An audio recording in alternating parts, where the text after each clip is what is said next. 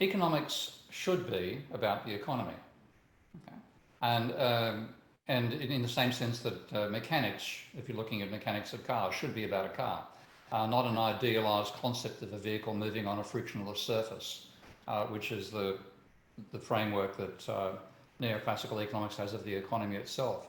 So because we are embedded in the economy ourselves, what we've had is a theory which has had political components to it all the way through. If you go right back to Adam Smith and the formation of mainstream economics then, which was the classical school of economic thought, in many ways you can see Smith's writings as championing the merchant class and the industrialists against the landlords and the feudal lords, and that was a political role. Then you had Marx coming in and taking the classical school and turning it from a defense of capitalism against feudalism to a critique of capitalism.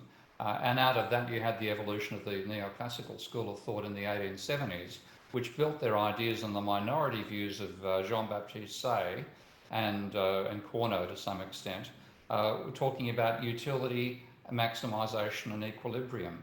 And what you then got was not a model of actually trying to do an empirically based, realism-based model of the system in which we live. It was one trying to say that this system functions as if it's there to maximise utility and minimise costs of production. And so you've got an ideological side to the mainstream rather than an analytic side. And that the only other school of intellectual endeavour that I think you can see a similar development in would be astronomy, because if we go back to the days of the Ptolemaic vision of the universe, that vision of the Earth at the centre of the universe and the planets and the stars rotating around it on spheres was a vision of religious perfection. And when you challenge that, you were challenging the church. And in economics, the same ideological element has driven the model that people have built without them really being conscious even that there is an ideology there. So economics is incredibly important in a generic sense, because we should understand the complex social system in which we live. Its real importance is actually worked out. It's been a way of giving a distorted and Panglossian view of a capitalist economy, which has massively misled us about how that society functions and the constraints under which it operates. And I think we're going to pay an enormous price as a species and as a culture for believing this theory, because what it's encouraged us to do in the end is to far exceed the biophysical constraints of our own planet.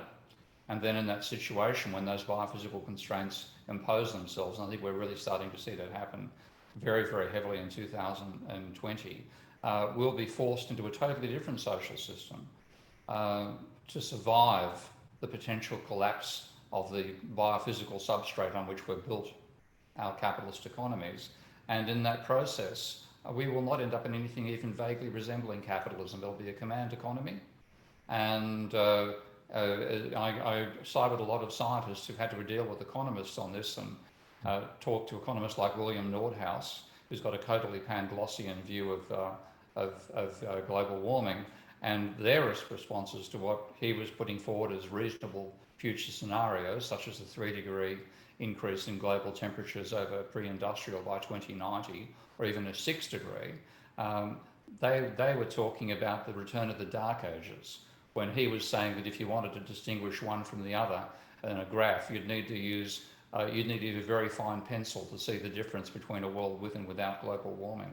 That sort of delusion has come out of the vision that neoclassical economics provides of a self-regulating system which always returns to equilibrium.